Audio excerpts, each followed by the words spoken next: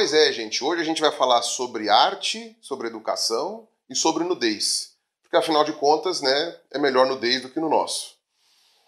Vamos nessa.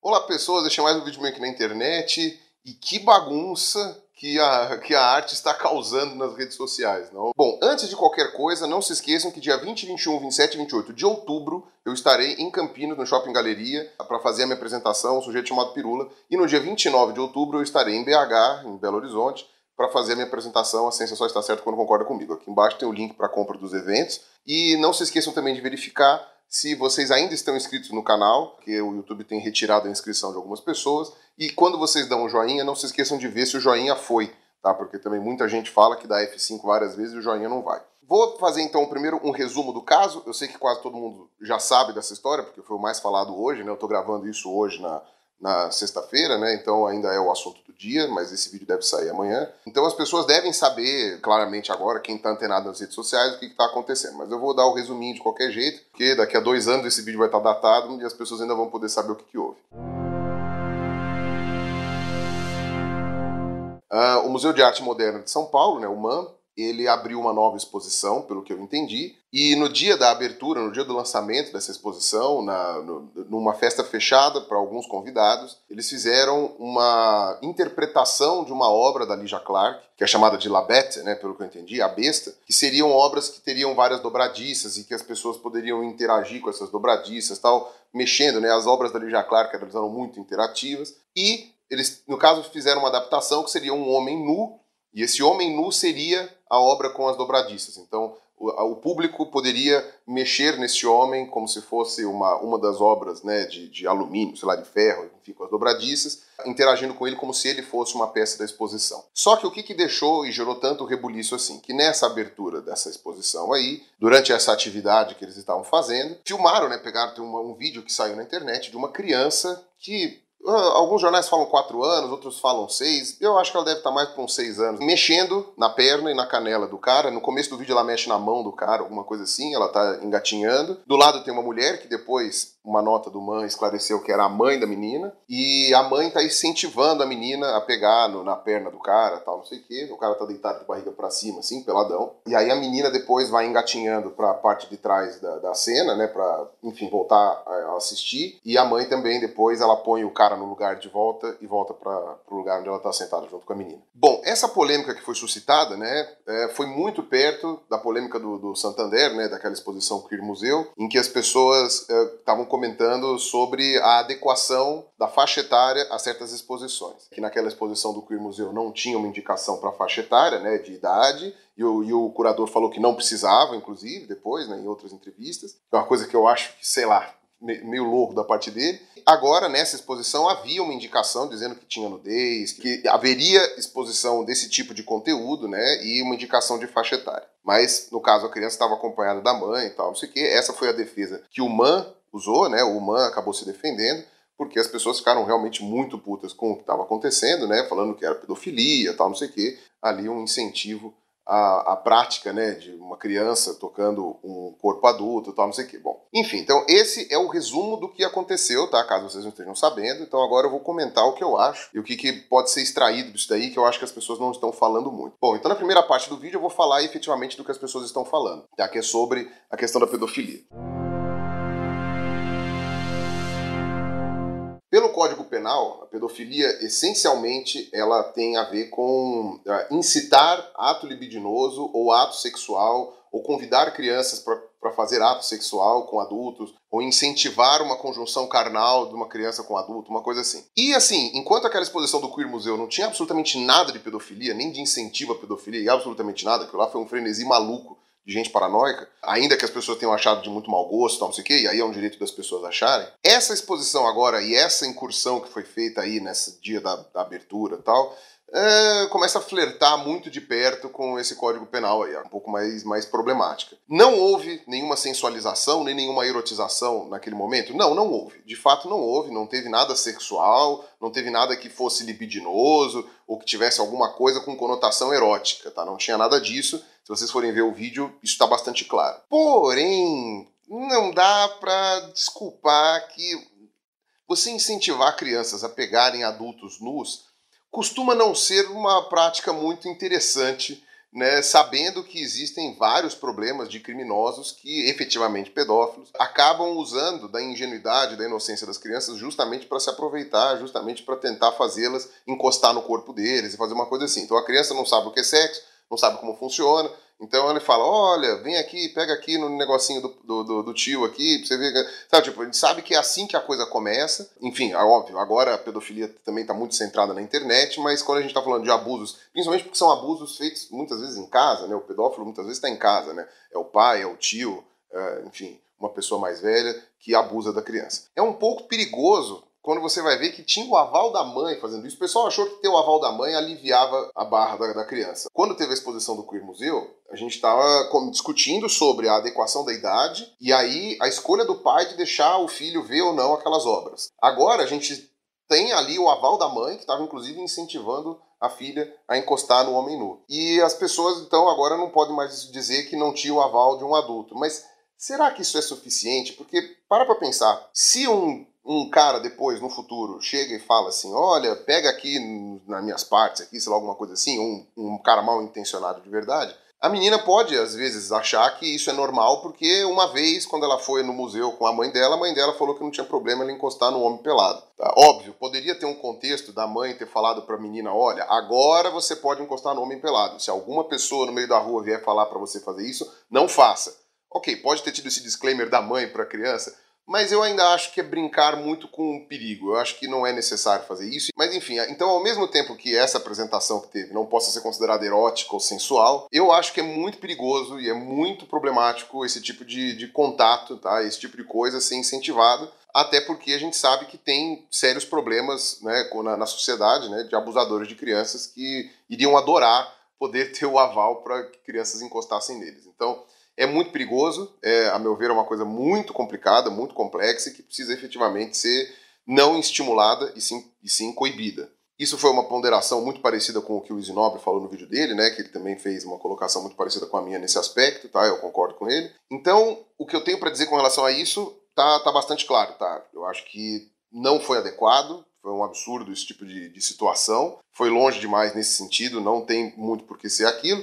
Se isso vai ser condenável como crime ou não, aí é o Ministério Público que vai decidir, já estão entrando com um monte de pedidos no Ministério Público. Aí vão ver se isso daí realmente foi crime, tá? Talvez até as pessoas responsáveis sejam presas. Não dá para saber agora como estão as coisas, porque a coisa realmente foi muito pesada. Mas vamos falar agora de outros assuntos que eu acho que são interessantes para falar, que eu vejo que pouca gente está abordando, pouca gente está comentando. Então primeiro eu vou falar sobre nudez. Bom, então vamos falar agora sobre a nudez. Algumas pessoas vieram falar que a gente tem um tabu muito grande com relação à nudez e que isso deveria ser desmistificado na nossa sociedade. Que as sociedades tribais antigas andavam sem roupa, né, como os indígenas aqui das Américas, os africanos e os aborígenes australianos, tal, andavam sem roupa e ninguém via problema nisso. De fato, a gente tem construções sociais com relação à nudez, né, a gente não nasceu vestido. Provavelmente as primeiras roupas não apareceram por uma questão de vergonha, né, ou por uma questão moral. As primeiras roupas provavelmente apareceram por uma questão prática, que seria se proteger do frio, né? Então há indícios de que neandertais já usavam roupas, né? A gente tem homens das cavernas lá na Europa, tal, em regiões mais frias que usavam roupas, então isso provavelmente era uma defesa contra o frio. E também tem uma questão de higiene, né? Você vê que mesmo os índios aqui do Brasil, eventualmente algumas etnias usavam tanga ou usavam alguma coisinha de palha que cobria ali, porque não é legal você sentar, às vezes você senta e vê uma formiga, vê alguma coisa assim. Enfim, é uma questão até higiênica ou até de saúde, né? Ou até uma preocupação você proteger um pouco aquelas áreas. Enfim, no começo, provavelmente, o uso de roupas não deve ter sido nada moral. Foi moralizando depois, né, quando as pessoas passaram a usar para outros fins. Depois teve a descoberta da agricultura, em que você começou a usar tecelagem, e esses tecidos passaram a ser utilizados, inclusive, para proteção contra o sol. Então, aqueles povos do Oriente Médio, por exemplo, a roupa protege contra o sol, para evitar queimaduras e todas essas coisas assim, né? Até protege um pouco do calor. Então, um mecanismo que era natural que fosse acontecendo na espécie humana.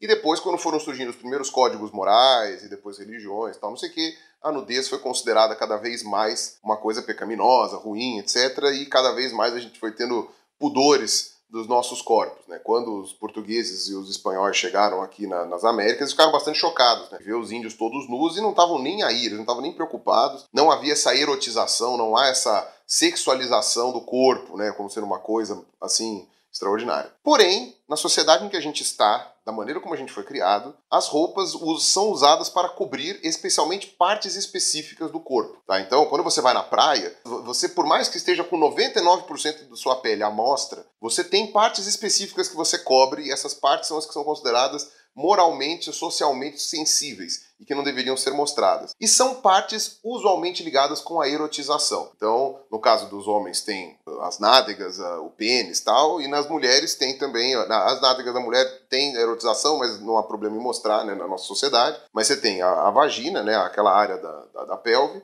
e os seios, né? São áreas que a nossa sociedade dá muito valor nessa questão sexual. Então, dentro da nossa sociedade, ainda que você queira quebrar com os valores que foram colocados, não sei o que lá, você não vai fazer isso de uma hora para outra, e você também não vai poder impedir as pessoas que foram criadas nessa sociedade de se erotizarem com isso. Então, por exemplo, eu fazer um protesto mostrando os seios. Você pode até dizer que as pessoas não deveriam achar tão chamativo assim um peito de fora. Mas o fato é que elas acham. Então, uma coisa é você querer quebrar uma construção social, outra coisa é você querer achar que fazer uma incursão, uma coisa assim, vai simplesmente fazer as pessoas abandonarem todos os seus conceitos e tudo aquilo que elas foram criadas, e todos os seus pontos de referência, e abraçar uma causa. Eu não duvido nem um pouco que se agora eu virasse um naturista e começasse a frequentar esses lugares que o pessoal anda pelado e tal, eu não duvido que eu, provavelmente em algum tempo, me acostumaria a ver pessoas nuas e não teria mais a sensação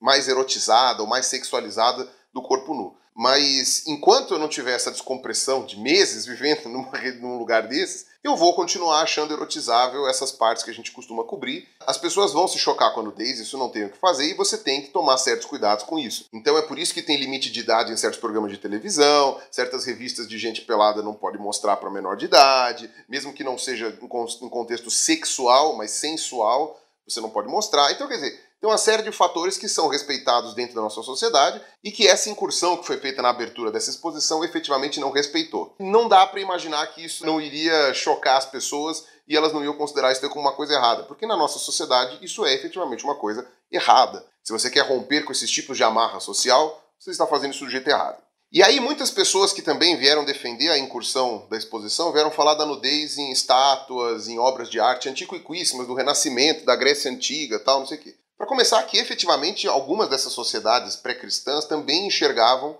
a nudez de outras formas, tá? Então os gregos, os romanos, tal, não sei o quê, também não tinham um tabu com a nudez tão grande quanto o cristianismo trouxe depois e o Islã também. Mesmo o Renascimento, tal, não sei o quê. Mas vamos pontuar que uma coisa é você ter uma exposição lá, que nem do Queer Museu, que tem uma pintura que é um bonequinho cartoon mal feito, fazendo sexo ou com animais ou com outras pessoas, tal, não sei o que, e simulando aquilo ali. Aquilo lá é uma representação gráfica nem um pouco realista do que estava acontecendo. Ainda que seja uma representação realista, ainda é uma arte, tá? Se você vê uma pintura, que nem aquela pintura que o pessoal até falou lá do Louvre, né? Que é um padre encoxando uma freira. Isso está no Louvre, que é um museu público, que criança entra de graça no Louvre, então quer dizer, sim, tem criança vendo e tem dinheiro público envolvido, e as pessoas veem aquilo lá, mas você sabe que aquilo é uma pintura. Tá? Uma escultura, você vai ver o Davi de Michelangelo, ele tá peladão. Você vai ver o teto da Capela Sistina, mas ainda assim é uma obra de arte. Você vê que aquilo não é uma realidade. Seria diferente se você colocasse duas pessoas peladas representando aquele quadro e principalmente se você falasse para as pessoas que elas podiam encostar nisso. Tá? É um tipo de obra de arte diferente. A coisa muda um pouco de figura quando você coloca criança, porque realmente aí, ainda que você seja um adulto muito sensível e consiga entender a grandiosidade de uma obra de arte, que seria uma representação de uma obra do Michelangelo em live action, digamos assim, né, e que você possa encostar, uma criança não necessariamente vai ter esse tipo de discernimento. Então tem que tomar um certo cuidado com relação a isso. Então beleza, então sobre nudez já falei. Então agora vamos falar um pouquinho sobre arte. Depois daquela polêmica do Santander, o Slow fez um vídeo genial sobre arte, como que é aquela questão de você ter um sentimento quando você está vendo alguma coisa, que é uma expressão artística. Várias coisas podem ser arte, um monte de coisas podem ser arte, e um monte de coisas que não são consideradas arte, dependendo do contexto, a mesma coisa pode ser considerado artístico. Tá? Então até o Slow dá um exemplo muito bom, que é uma pintura de crianças, tal, com a mãozinha das crianças, tal, não sei o que. Aquilo lá usualmente não seria considerado digno de uma exposição de arte, porque tem em todas as salas de aula. Mas se aquilo for uma obra feita por algum grupo de crianças que, sei lá, sofreram um atentado, morreram, aquilo gera uma parte emocional vinculada àquela pintura e aquela pintura passa a ter um significado diferente. Então, por exemplo, o Muro de Berlim. O Muro de Berlim é um muro como outro qualquer. Se você for olhar do ponto de vista de concreto, tal, um negócio feioso. Agora, quando você vai lá no Mauer Park e você vê em Berlim aquele pedaço do muro, sabe, aquilo lá tem um contexto completamente diferente. Aquilo lá simboliza uma série de coisas e aí aquele muro de concreto, que é um simples concreto, passa a ser uma obra de exposição, passa a ser uma peça de museu, passa a ter um significado diferente. Então, o vídeo do Slow é muito legal, é muito interessante que vocês vejam. E aí vem aquela discussão sobre a arte contemporânea, né? E essas incursões, como por exemplo, gente pelada, tal, não sei o que é uma coisa que é bastante comum. O que está mudando na arte? A arte está sendo depravada, está destruindo a família, está acabando com toda a nossa sociedade? Na verdade, isso que tem acontecido nos museus e que agora as pessoas estão vendo é uma coisa que acontece, eu acho que, sei lá, há mais de 50 anos no mundo. Sabe, a arte contemporânea já essencialmente é desse jeito, já faz muitas décadas, muitas. Lá no Queer Museu tinha obra do Portinari, muitas das obras que estão lá tinham 30 anos, 40 anos, sabe? Então, o que está acontecendo? Não é que a arte está mudando. Simplesmente a internet está fazendo com que pessoas que nunca consumiram arte agora estejam consumindo. Então é a mesma coisa com música clássica. É muito comum as pessoas falarem: ah, o povão só ouve funk e não ouve música clássica. As pessoas não têm oportunidade de ouvir música clássica, não sabem onde elas estão tocando, se ouvissem até talvez gostassem, e às vezes elas não têm interesse, elas ouviram uma vez e não gostaram, não acharam interessante, não quiseram ouvir música clássica porque acharam chato, porque não gostaram. Como eu falei, as pessoas elas têm gostos diferentes que vão se adequando dentro da realidade social que elas vivem. Então, essa questão da arte entra muito nisso também. As pessoas que estudam arte, que acompanham a arte desde o começo, até não sei o que tem toda uma questão histórica por trás, e elas conseguem apreciar certos detalhes da arte que quem não está acostumado não aprecia, que quem não tem o hábito de frequentar museus não sabe. E eu sou uma dessas pessoas, eu não tenho hábito nenhum de frequentar esses museus de arte, já frequentei alguns para conhecer e também fiquei boiando na maior parte das peças lá quando chego em arte contemporânea. Mas eu imagino que seja uma mesma correlação com música clássica. Tem gente que não sabe apreciar música clássica. Essas pessoas não são burras, não são não sei o quê. Às vezes elas não tiveram oportunidade e às vezes aquilo não faz parte da realidade delas, aquilo não conversa com elas. Então é normal que as pessoas agora, que nunca tiveram acesso à arte, graças à internet, estejam vendo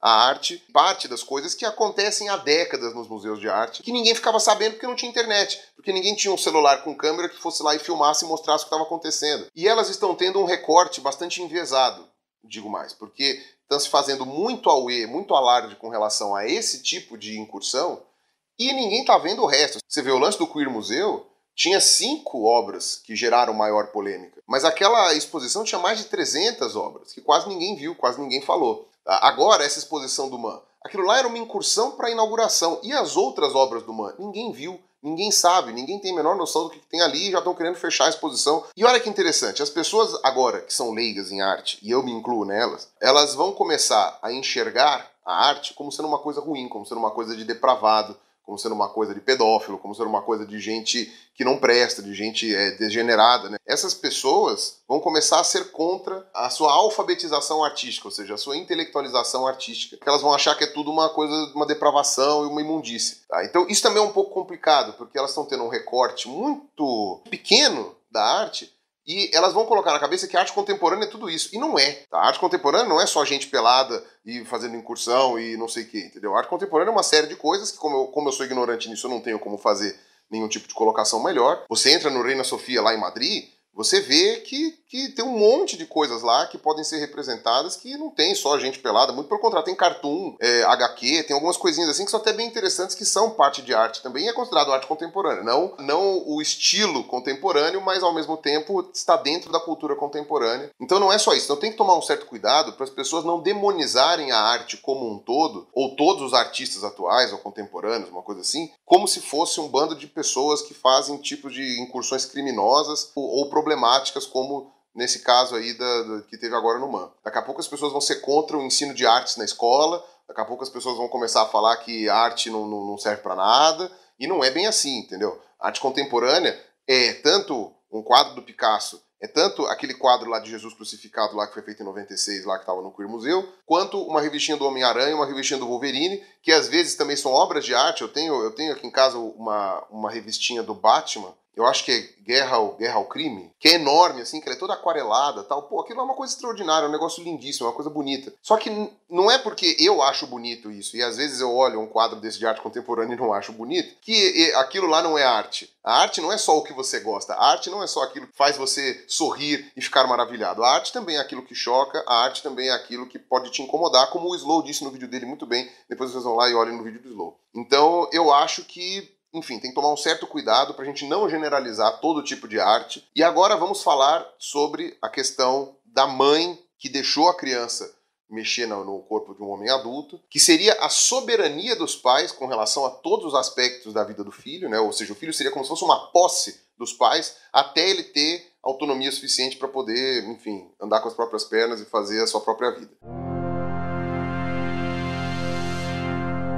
Eu vejo muita gente discutindo isso em vários aspectos, então vamos colocar agora esse contexto dessa mãe, que foi muito criticada, a meu ver, acertadamente, porque deixou a filha participar daquilo. Se você for olhar o vídeo, e eu não vou colocar o vídeo aqui, eu até baixei a filmagem lá do lugar para colocar aqui nesse meu vídeo, mas eu não vou colocar porque depois eu vou tomar strike à toa. Mas se você for olhar, você vai ver que a criança, ela parece estar incomodada, ela não parece estar gostando do que está acontecendo.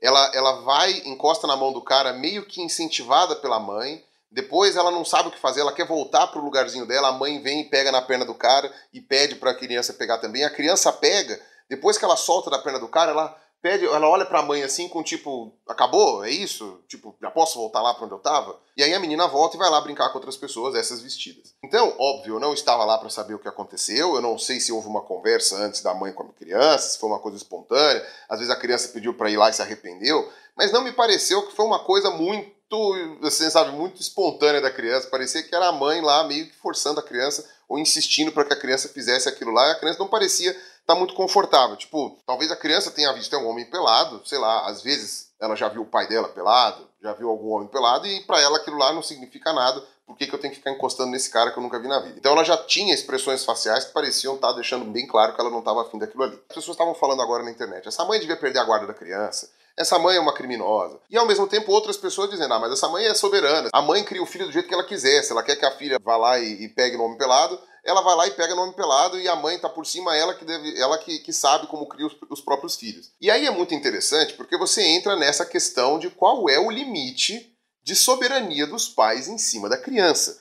E por que eu acho que é muito interessante discutir sobre isso? Porque isso foi um dos pontos que eu discordei naquele meu vídeo da Escola Sem Partido, do projeto lá do Najib e do Magno Malta. Como eu falei, entendeu? A parte da Escola Sem Partido, de você não poder fazer a apologia ou demonização a esse ou aquele partido, a esse ou aquele político, eu acho que é totalmente válida. Eu acho que essa parte da lei lá que eles propuseram, do projeto de lei, está dentro do que é esperado, não tem como discordar de uma coisa daquela. Só que o projeto não era só sobre aquilo, o projeto ele era mais abrangente e ele entrava em determinadas searas que, a meu ver, eram perigosas, e foi exatamente o que eu falei naquele meu vídeo. O projeto dá muito poder aos pais de decidir o que o filho pode ou não pode ter como conteúdo dentro de sala de aula. Então, o professor às vezes está dando um determinado conteúdo, o pai especificamente se ofende com aquilo, ou acha aquilo errado, ou não conhece, porque às vezes também é ignorante, não sabe do que está se falando, vai lá, faz uma representação perante a escola e dependendo de como essa lei for redigida,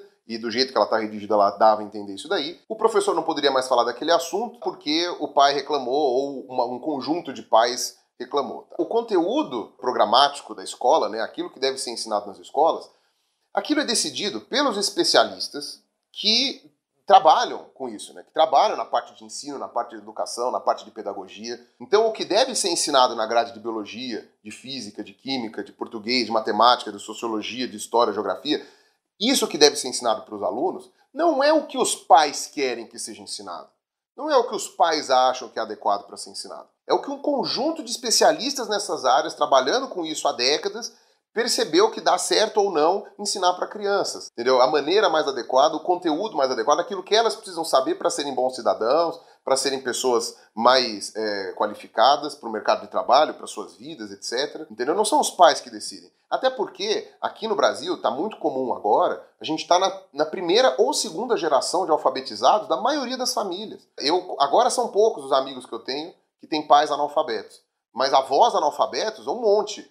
E você conhece ainda pessoas que são a primeira geração alfabetizada da família. O pai e a mãe não sabem ler, avô e vó não sabem ler, eles ensinam os pais e os avós a lerem. Como é que essas pessoas vão dar palpite no que as crianças devem aprender na escola? E são pessoas ignorantes, e não estou falando isso aí como demérito, mas são pessoas que não têm noção das coisas, não estudaram isso daí como profissionais para saber o que é importante de crianças aprenderem ou não na sala de aula. Quer dizer que não tem besteira sendo ensinada nas escolas, tipo conteúdo excessivo, coisas que não são tão necessárias assim, ou que poderiam ser dadas de outra forma? Lógico que tem. Esse conteúdo tem que ser revisado com frequência. Não estou falando que também o professor decidiu, então está falado.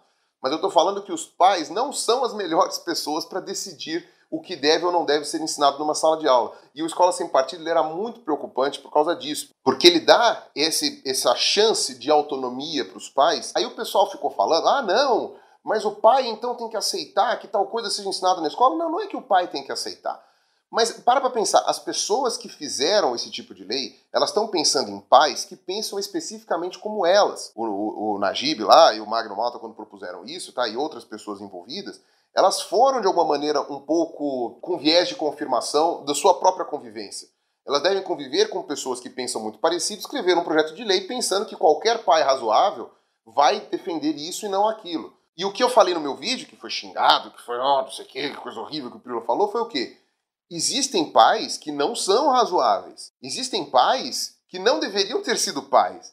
E essas pessoas têm a tutela de seus filhos. E essas pessoas, de acordo com os defensores dessa lei, deveriam ser soberanos com relação aos seus filhos e com relação ao que eles vão estudar na escola. Aí tudo bem, o pessoal vai discutir sobre homeschooling e tal, não sei o que, aí são outros 500, eu não vou nem abrir essa janela aqui no meu vídeo. Estou falando de escola tradicional, de você colocar seu filho na escola. Então a minha crítica, que a meu ver é completamente válida, e as pessoas que foram lá negativar, foi uma massa de manobra completamente acéfala, que não quiseram entender o que eu falei, eu ainda acho que eu estou coberto de razão, ninguém me apresentou uma boa justificativa de por que eu estou errado, de que você deixar isso na mão dos pais, você pressupõe que os pais são razoáveis. Eles não necessariamente são. Eu dei aula num período muito curto da minha vida, mas nas reuniões de pais e alunos que eu fui, e exatamente eu comentei isso naquele meu vídeo, Algo Errado na Educação, os pais muitas vezes nem sabem o que estão fazendo ali. Sabe? São pais que não têm a menor ideia. Eles usam a escola de depósito, né? Eles jogam a criança na escola e eles querem que a gente resolva tudo, que o professor resolva tudo, que o diretor resolva tudo. Qualquer pepino que deu